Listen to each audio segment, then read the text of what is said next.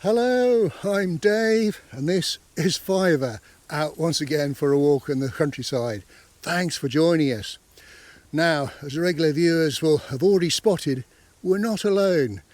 Today I'm delighted to say I'm joined by Paul Whitewick, who many of you may already know from his very successful YouTube channel. Hello, Paul. Hello, thanks for having me, Dave. It's lovely to be out walking with you.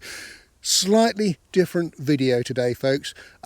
Basically, Paul and I are doing a collaboration. We'll basically be going to do our own videos for our separate channels. Paul, without giving too much away and spoiling it for your viewers, what's your video going to be about? Well, the curiosity that is Hillforts and perhaps the lack of them in the New Forest. Brilliant. And so hopefully we'll get a chance to have a chat with Paul later on in the video, find a bit more about him, his background and his channel.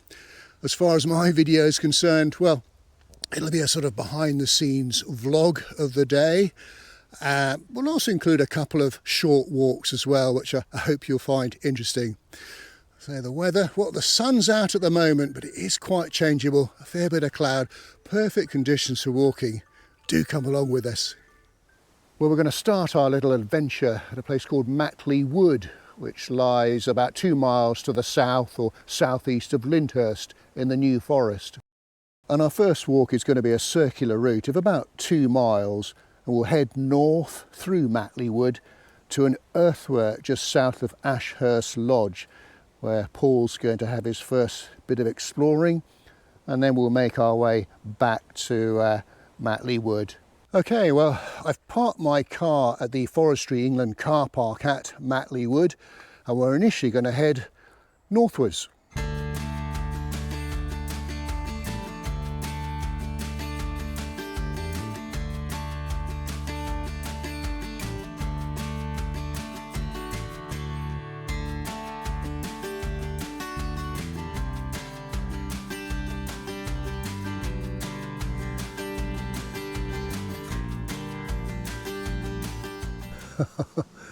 Look at that terrific beech tree there. You can almost make out one or two faces in the trunk, can't you? If you use your imagination. Well, Matley Wood is one of my favourite bits of woodland in the New Forest, and this is one of my favourite trees. A lovely old oak. You can see it's been pollarded. I don't think it's a particularly famous tree, but I've passed by it so often, and I just think it looks quite magical. And I've seen it at different times of the year as well. No idea how old it is. I expect it could tell a few stories, don't you? Well, a New Forest walk wouldn't be a New Forest walk without some New Forest ponies.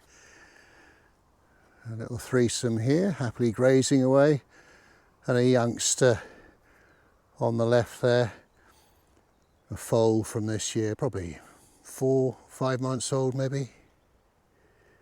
It's a lovely sight, isn't it?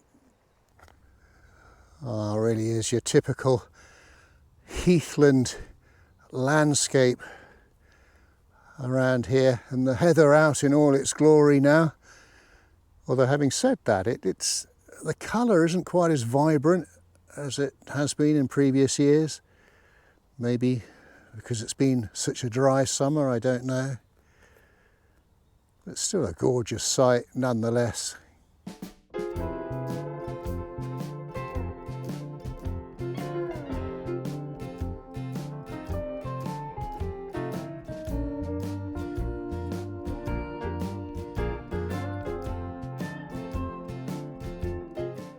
Oh, a couple of lovely old Bronze Age barrows here, side by side. They're both about 15 metres in diameter and about 1.5 metres high. You don't sort of notice them from a distance because of the sort of bracken on top, but when you get up close you can see they're quite well preserved. Well, we've made it to our first earthwork, and it's a sort of oval shape with banks of about 1.5 metres high. So there's a bank and ditch, but the total area is quite small, sort of under 2 acres, just south of Ashurst Lodge here. Now, old maps suggest this may have been a supposed fort, but the experts aren't so sure. Be interesting to see what Paul thinks.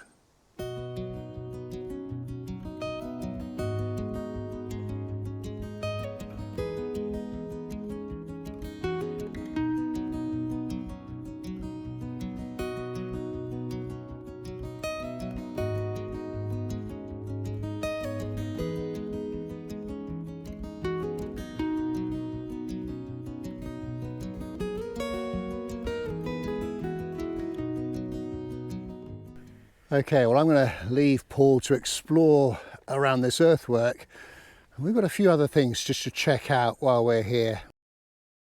Oh, look at that splendid old beech tree growing on the side of the bank on the northern side, just leaning over to the sort of northeast. Of course, the main wind around here is from the southwest. So it looks as though it's hanging on for dear life. Well, the Beaulieu River just passes to the sort of northern side of the earthworks. Of course, Logan and I did a video walk where we walked the entire stretch of the river. It's about 8 miles from the source, which is at Lyndhurst, to Beaulieu, after which it then has a sort of 4-mile long tidal estuary. And just looking over to the west, that area is called Longwater Lawn. This is a quite fertile grasslands, of course enriched by nutrients left after flooding of the river here. Quite a contrast to the sort of impoverished heathland higher up. So basically it's a very popular grazing area for livestock. Okay, well, we're now going to leave the earthworks here at, just south of Ashurst Lodge. Going to head back through Matley Wood, get in the car, drive through Lyndhurst and head on to our next destination at Burley.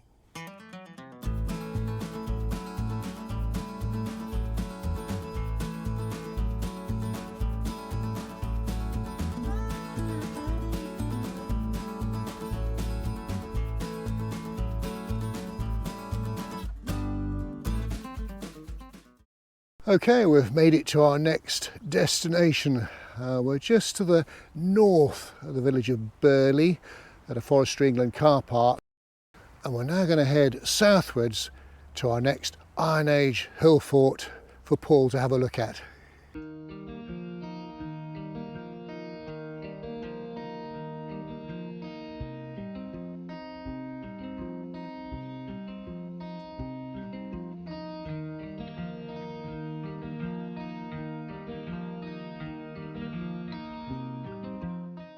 Well, we've made it to the top of Castle Hill, and there's a terrific Iron Age hill fort here. I won't go into too much detail because Paul will tell you about that in his video, so I'll just give you the basics. It's sort of pear-shaped and covers about 5 acres. As I say, it's at the top of the hill up here, and there's a single rampart and ditch, and as I say, it's a great place for a fort. Oh, and I should mention that used to be a dragon that used to live up here. If you want to know more about that, well, do check out the walk that I did with Logan at Burley a few years ago. Now, I appreciate it could well be dark in here, but you can really make out some of the ramparts through there. Got to be a fair few metres high. It's terrific that you can still see it all.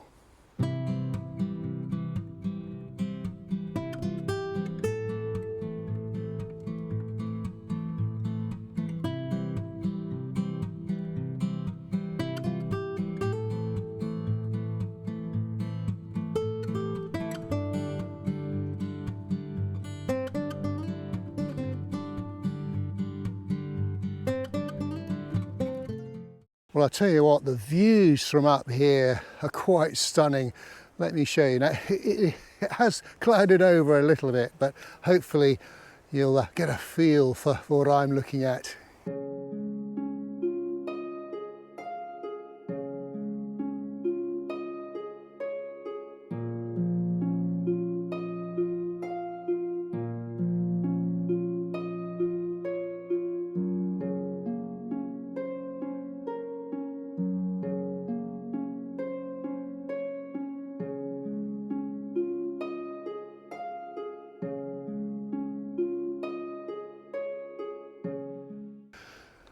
Okay, well, we've left Burley, got in our cars and have driven to our next destination at Linwood, which is located about 4 miles northeast of Ringwood and 6 miles southeast of Fordingbridge.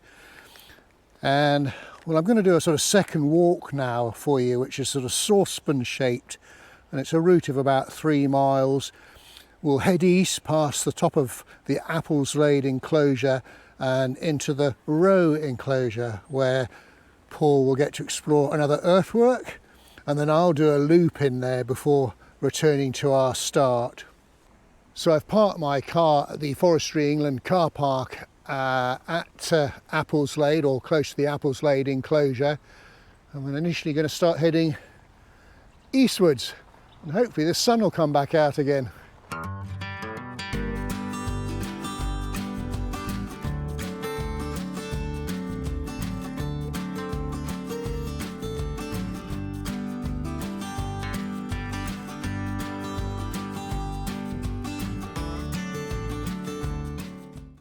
Well, the first thing we've passed by is the Red Chute pub. Now, it's not that old. In fact, it doesn't show on an 1897 map. There was a camping park that was sort of officially established here in the mid-1950s, I think. And I believe this building was actually used as a shop and a petrol station, but it eventually became a pub in the 1960s. And from memory, I think it's got its own microbrewery. I'm not sure.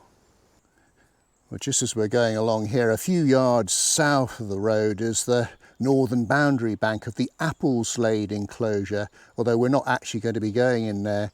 It covers something like 35 hectares and was all enclosed in 1829. I think it had oaks mainly on the fringe, but a lot of pine and Douglas fir were planted in the 1920s. Well, one of the delights of walking in the New Forest, especially towards the end of the summer, beginning of the autumn, is you start to see all sorts of fungi. And what about this? Beautiful colour. I'm no expert, I'll let you look it up. Well, our route so far has basically been running parallel with a little road, sort of heading eastwards. This is where we leave the road and take a little track, gravel track, down to the right, past Row Cottage. Well, we will get to see some cracking trees on this walk. Beautiful oak there. You just wonder how old that must be. You just have to sort of stand and admire some of these, don't you?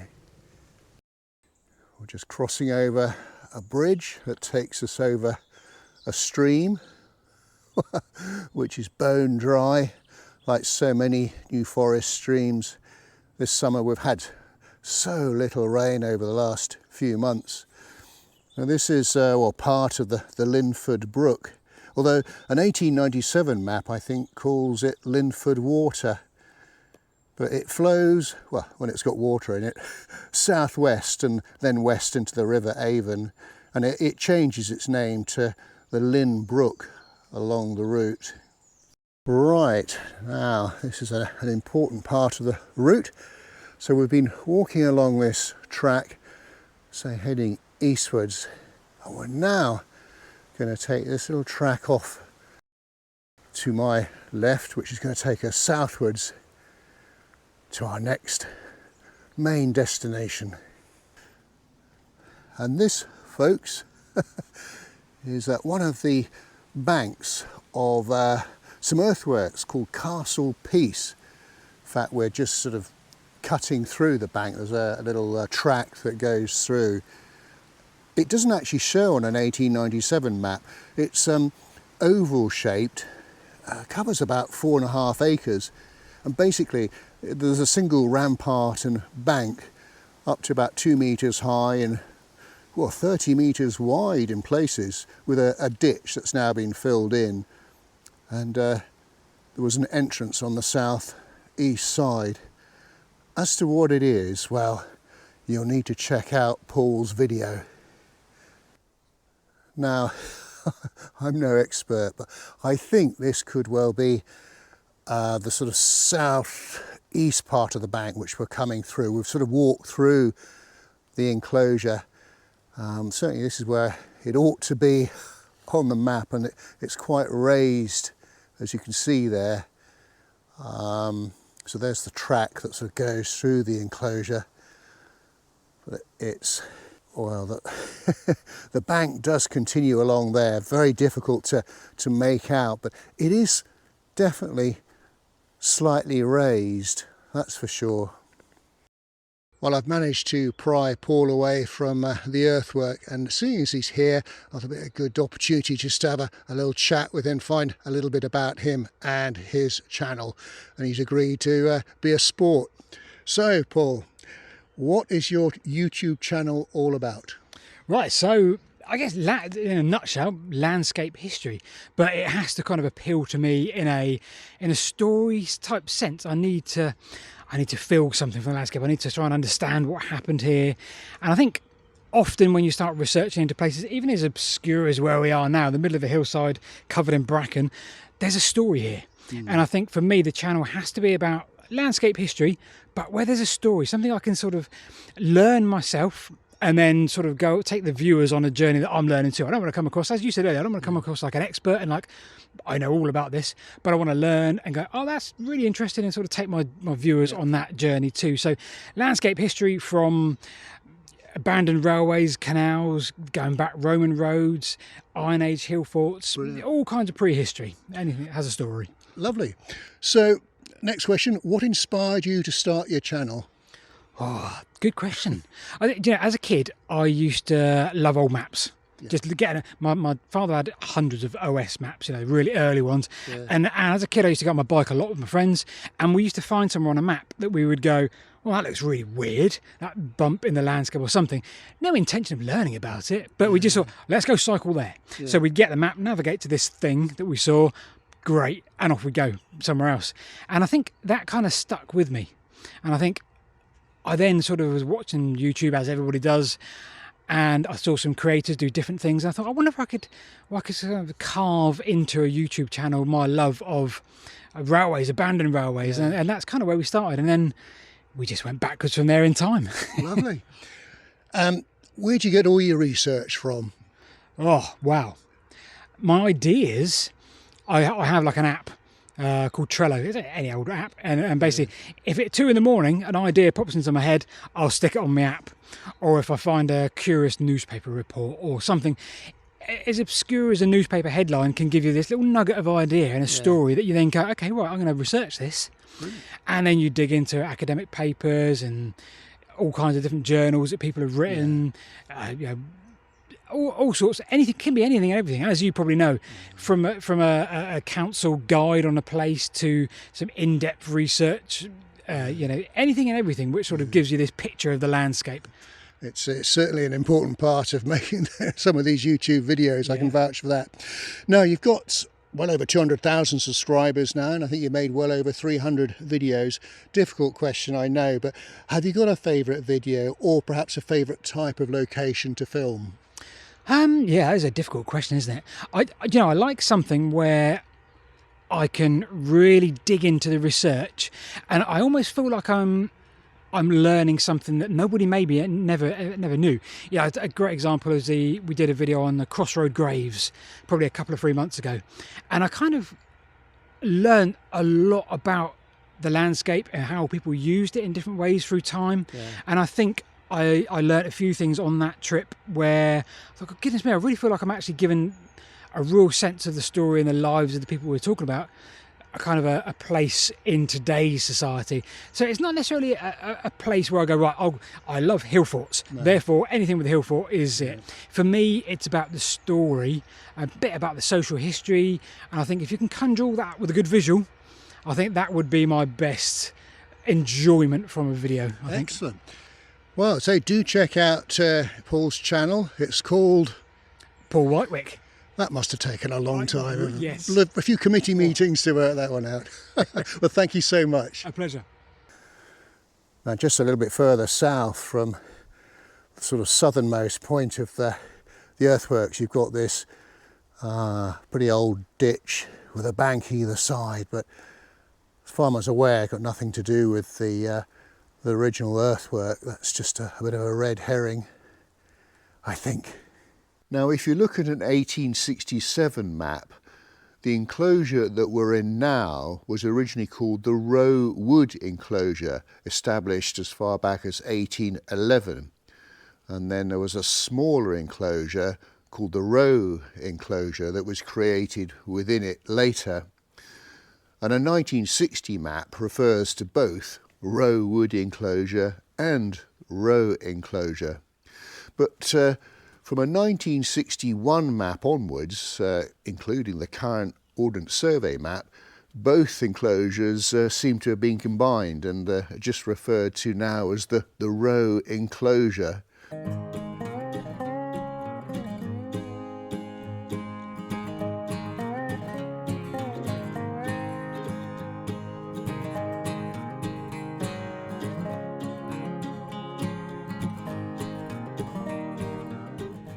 We're just a few metres south of the Castle Peace earthwork is this 19th century enclosure boundary bank that I think is the original smaller row enclosure that I mentioned earlier. And basically, when the trees were originally planted here, the bank and ditch was put up to protect the saplings from livestock, and there would have been a wooden palisade on top of the bank. And then after about 30 years or so, when the trees were big enough and old enough to look after themselves, the palisade was removed, and that would mean the livestock could go back in and graze again. Well, it really is a quite idyllic part of the forest, so peaceful around here. Really noticeable now how the bracken is beginning to turn, although there's plenty of green, fair bit of brown and gold in there. Autumn definitely on its way. Well, we've completed our little loop of the row enclosure, so we're heading north again, and yeah, here we go. This is this authorised cycle track ahead.